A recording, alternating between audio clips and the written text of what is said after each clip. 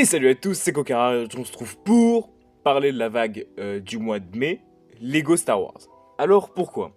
Bah assez simplement, même s'il y a certaines personnes qui pensent que j'aime pas Star Wars, c'est tout l'inverse. Si je suis aussi critique avec la collection Lego Star Wars, c'est déjà parce que c'est la pire collection de chez Lego, pas surtout pour les prix.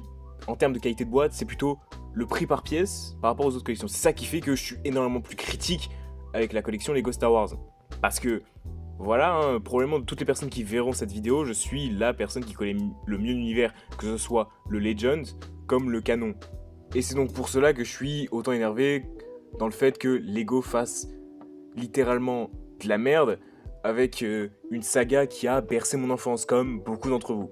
Même si bien évidemment je vais pas cracher sur la vague parce qu'elle n'est pas catastrophique, mais elle n'est pas exceptionnelle non plus. Alors cette vague de mai, elle repose principalement sur le film The Mandalorian et Grogu. Bon, déjà, ça commence assez mal parce que The Mandalorian, même si beaucoup disent que c'est la même chose qui soit arrivé à Star Wars, non, c'est juste que la saison 1 est arrivée après la catastrophe qui était la post-logie, donc forcément quand on passe des tréfonds au bas-fond, c'est sûr que les bas-fonds deviennent comme une sorte de paradis.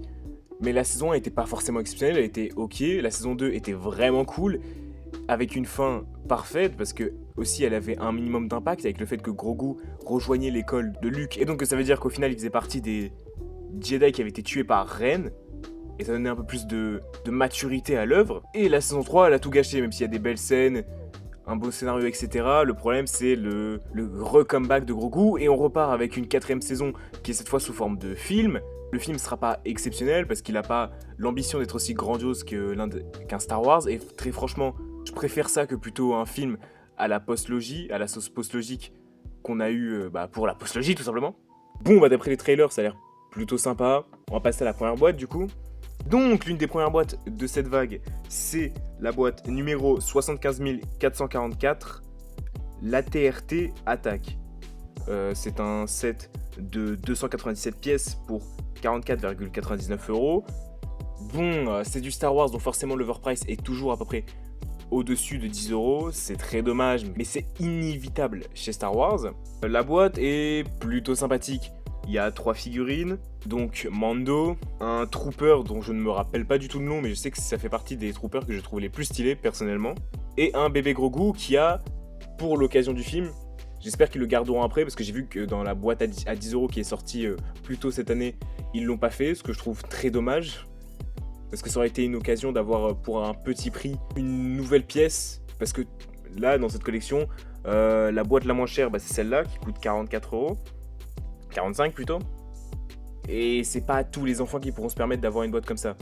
La boîte est cool, les constructions sont cool. Bon, malheureusement, il y aura que des stickers. À part les figurines, il n'y aura pas de tempographie. Comme je l'ai déjà dit, le Grogu est très sympa. J'aime beaucoup sa nouvelle forme qui est beaucoup plus accurate. Je suis content qu'il soit sorti de l'idée de rester dans la DA Lego, parce que Lego, ça n'a pas vraiment de direction artistique. Enfin, à part la base des figurines principales, comme on le voit juste devant.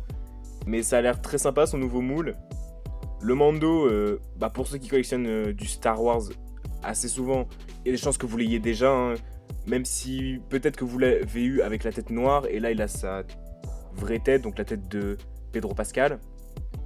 Alors j'interromps au montage parce que j'ai oublié de parler de la boîte Brickheads qui coûte 30€ pour plus de 600 pièces, donc c'est la plus underprice.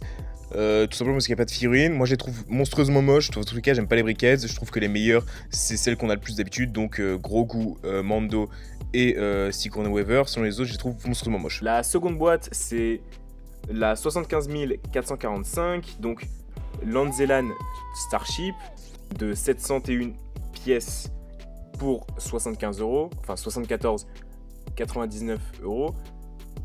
Donc 75. Alors cette boîte-là, elle est très particulière, parce que de toute la vague, c'est la deuxième moins chère. On verra plus tard, mais il y a une autre boîte qui est monstrueusement underpriced, même si c'est justifié par ce qu'elle est. Là, en termes de boîte avec des figurines, c'est la seule qui est... c'est celle qui a le taux d'overprice sud le plus bas. On est à 4€ d'overprice à peu près.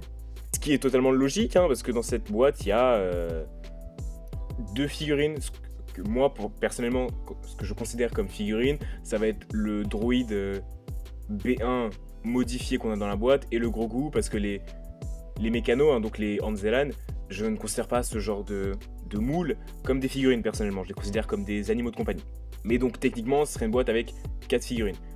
Le vaisseau, bah moi je le trouve très moche, mais je le trouve pas catastrophique. Ce que je veux dire par là, c'est que moi, dans tous les cas, les designs de la plupart des vaisseaux Star Wars, je suis pas ultra fan. Il y a très peu de vaisseaux Star Wars où je me dis ils sont monstrueusement stylés. La plupart, je les accepte. Et celui-là, bah, je l'accepte. C'est un vaisseau, un petit vaisseau pour des petits bonshommes.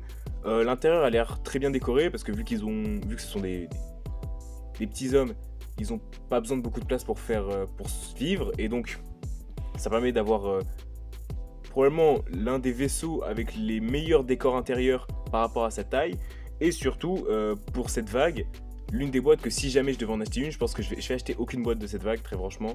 Parce que là, si je devais en acheter une, ce serait très clairement elle. Parce que moi, les Anzelan, j'ai eu celui du calendrier de l'avant de l'année dernière, qui est très sympathique. Et là, les deux qu'on a, je pensais à l'origine que c'était les mêmes.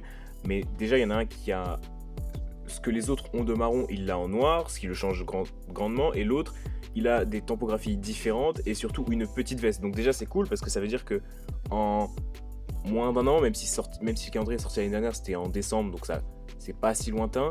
Donc en à peu près moins d'un an, on a 3 Anzelan différents, alors que bah, la dernière fois qu'on les a vus, c'était...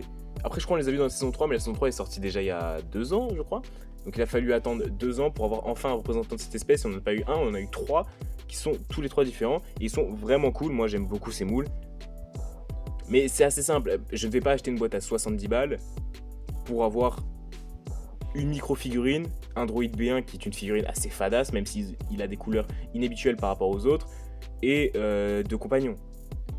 Cette boîte, même si elle est celle qui est l'une des moins overpriced avec des figurines, c'est aussi une où, là, même sans être overpriced, elle n'est pas intéressante. Faire un vaisseau qui a autant de pièces, parce que 700 pièces pour un vaisseau, pour des micro-figurines, pourquoi? Qu'est-ce qui s'est passé dans la tête de Lego? C'est ça qui m'interroge. C'est qu'est-ce qui s'est passé dans leur tête où ils se sont dit on va faire l'un des vaisseaux les plus détaillés et donc qui va coûter une blinde parce que 70 € c'est une blinde, surtout que là il en coûte 75. 75 € c'est une blinde. Pour des figurines médiocres parce que le gros goût il est dans chaque boîte de la vague. Même s'il y en a deux différents, un avec un médaillon et l'autre sans.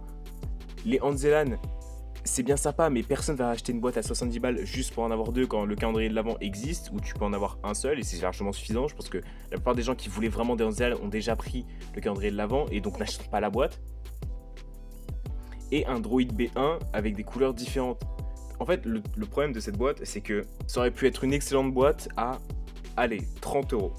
Ça aurait été une excellente boîte à 30 €, mais pour une raison que j'ignore, ils ont voulu la foutre à 70 balles. Enfin, 75 du coup, mais 700 pièces.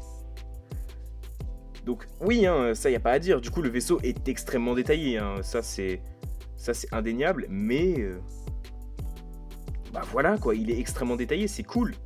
Je ne dis pas le contraire. Mais un vaisseau de petits bonshommes pour 75 balles, qui ça va intéresser?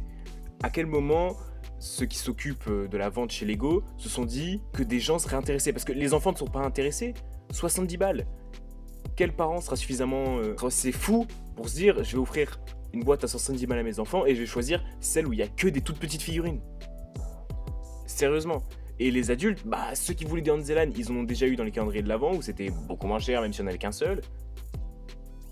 Et voilà, en fait, cette boîte, elle est intéressante pour personne. Je ne comprends pas pourquoi elle existe. Mais si jamais je devais acheter une boîte dans toute cette collection, j'achèterais elle parce que c'est celle qui m'intéresse le plus pour ajouter des nouvelles choses à ma collection. Mais ça, c'est qu'un avis personnel parce que objectivement, cette boîte, c'est la pire de cette vague. Objectivement. Et personnellement, bah, c'est la seule qui pourrait m'intéresser. Ensuite, on passe au set 75 447, le Razor Crest de 930 pièces pour 150 €, donc 149,99. Alors lui, bon, en fait il manque 100 pièces. Voilà, c'est à peu près l'argument principal, il manque 100 pièces.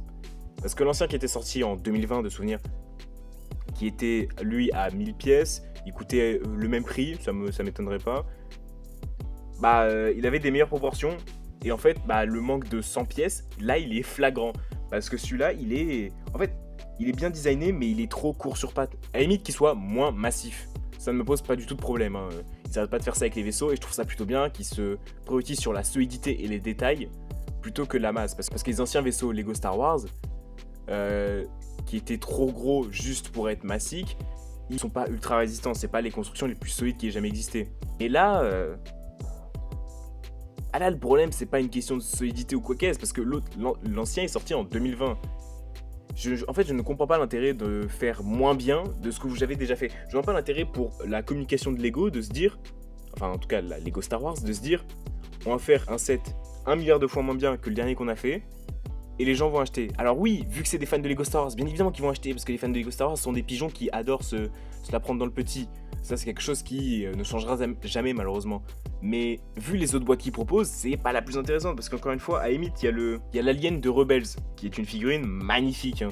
Je le préfère largement, cette version, à celle qui était sortie dans le Ghost. Je crois que c'est comme ça qu'il s'appelle le vaisseau de Rebels. Et oui, c'est ce qui va faire acheter la boîte. Hein. Même s'il est plus petit et moins bien fait, parce qu'il est plus raccourci de bout en bout, l'apparition de cette figurine va faire que les gens vont payer 150 balles. Parce que une figurine avec des bras en bi-injection et des jambes en bi-injection, chez Lego Star Wars, c'est rare. Et donc c'est quelque chose à fêter, on va dire. Les autres figurines, donc on a eu la générale jouée par Sigourney Weaver, la générale ou la commandante, je ne sais plus. Moi ça m'intéresse pas. Les fans de Star Wars non plus sont pas intéressés parce que c'est juste un personnage qu'on aurait pu avoir chez Jurassic World, hein, très, très franchement. En termes de chara design, il n'y a rien de très intéressant pour Star Wars. Le Mandalorian, c'est le même que dans la boîte à 45 €, donc aux œufs. Et le Trooper, la seule chose qui est différente, après on n'a pas encore vu sa tête, donc peut-être qu'ils ont mis une nouvelle tête, on ne sait pas. Mais c'est l'épaulettes sans tempographie. Je trouve ça dommage qu'il n'y ait pas de tempographie.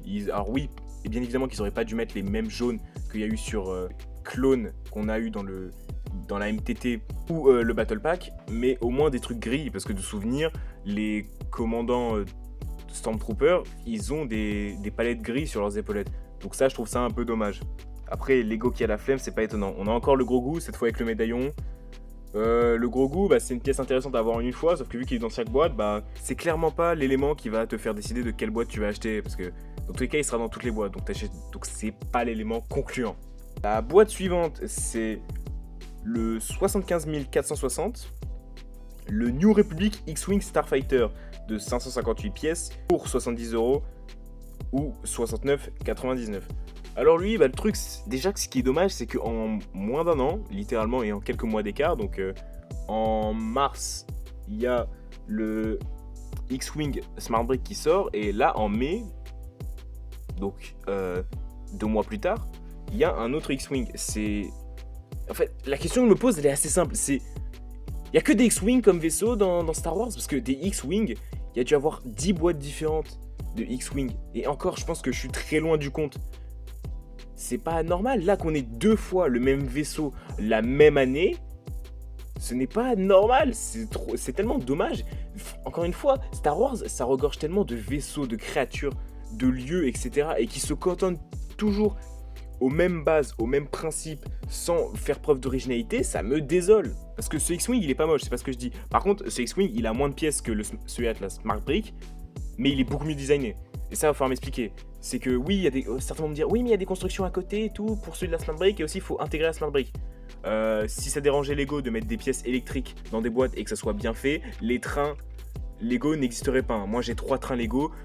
Toutes les parties électroniques, elles sont très bien cachées, elles sont facilement enlevables aussi. Hein. Donc cette excuse, elle fonctionne pas. Je ne comprends pas pourquoi ils ont fait esprit. En fait, c'est ça que je comprends pas, c'est que, encore une fois, dans le X-Wing Smart Brick, il y a plus de pièces. Pourquoi est-ce qu'il est aussi moche par rapport à celui-là? Parce que celui-là, franchement, il est très quali. Alors c'est pas le meilleur, hein, très clairement, mais c'est loin d'être le pire. Les figurines, moi les figurines de pilote, je m'en fous, mais je sais que ça peut intéresser des gens. Le droïde, je crois qu'il est pas courant, mais je crois pas que ce soit un nouveau droïde. Et les tenues ont l'air d'être les mêmes. Après, je crois que l'un des pilotes est Sigourney Weaver. Enfin, c'est le personnage joué par Sigourney Weaver. Et l'autre, ça ne me dit rien. Donc c'est du coup un X-Wing de la Nouvelle République. Ça par contre, ce qui est bien, c'est que c'est un X-Wing d'une couleur alternative, donc un peu comme celui de Podin Brown. Et c'est les meilleurs parce que quand t'as facilement plus d'une dizaine de boîtes de X-Wing et que t'en as seulement 2 qui ont une couleur différente par rapport à tous les autres, ça c'est plutôt cool par contre. Alors aussi, il y a eu des leaks sur d'autres boîtes, que ce soit un Imperial Shelter, je sais plus comment ça s'appelle, ou un Galactic Supremator, je ne sais plus, un énorme vaisseau de l'Empire. Mais vu qu'il n'y a pas d'image et pas d'officialisation, bah je vais pas en parler tout simplement parce que ce sera probablement pas de cette vague du coup, ou peut-être que si. Mais par contre le gros goût en grosse construction, je pense que oui. Et donc le set 75 446, gros goût, l'apprenti Mandalorien, qui est une boîte de 1200 pièces pour 130 € ou 129,99. Donc sur cette boîte, bah, le overprice il est classique, hein, 10 € à peu près. La construction est assez stylée en vrai, même si moi c'est pas une boîte qui m'intéresse, dans tous les cas j'achèterai aucune boîte de cette collection parce que bah y a rien qui me donne envie de prioriser ça par rapport à tout ce que peut offrir la Lego. On a encore le gros goût avec le médaillon, donc ça c'est cool. On a la plaquette avec la topographie qui rend très bien, c'est toujours utile. La construction est sympa et bien faite, hein, ça on peut pas leur enlever. Le gros goût est joli et ressemblant, donc ça c'est sympa. Donc là je viens de vous présenter la vague de mai qui sort pour le film The Mandalorian et gros goût. A voir si le film est bien ou pas, je pense qu'il sera ok, ce sera pas un chef-d'œuvre mais ça sera sympathique. Les boîtes sont pas exceptionnelles, après moi je suis très rarement emballé par ce qu'a proposé la collection Lego Star Wars. Hein. La dernière boîte Lego Star Wars que j'ai achetée, elle date déjà de 1-2 ans, c'est celle avec les Death Troopers et les Night Troopers, celle pour la série Ahsoka. J'attends toujours les occasions où il y a des boîtes avec un overprice pas trop élevé, et des choses très intéressantes comme par exemple avec ces Night Troopers où la boîte était à 10 € d'overprice, même un peu moins je crois. La boîte était à 20 € pour 100 pièces à peu près. 4 figurines très sympathiques, des têtes vraiment intéressantes pour faire des customs. Ah, donc ça c'est plutôt cool. Donc voilà mon avis sur la prochaine vague de mai. J'espère que cette vidéo vous aura plu. N'hésitez pas à liker, à vous abonner, à commenter et à partager, ça me ferait vraiment plaisir. N'hésitez pas à me suivre sur mes autres réseaux, Instagram et TikTok. Merci à ceux qui le font et bonne journée.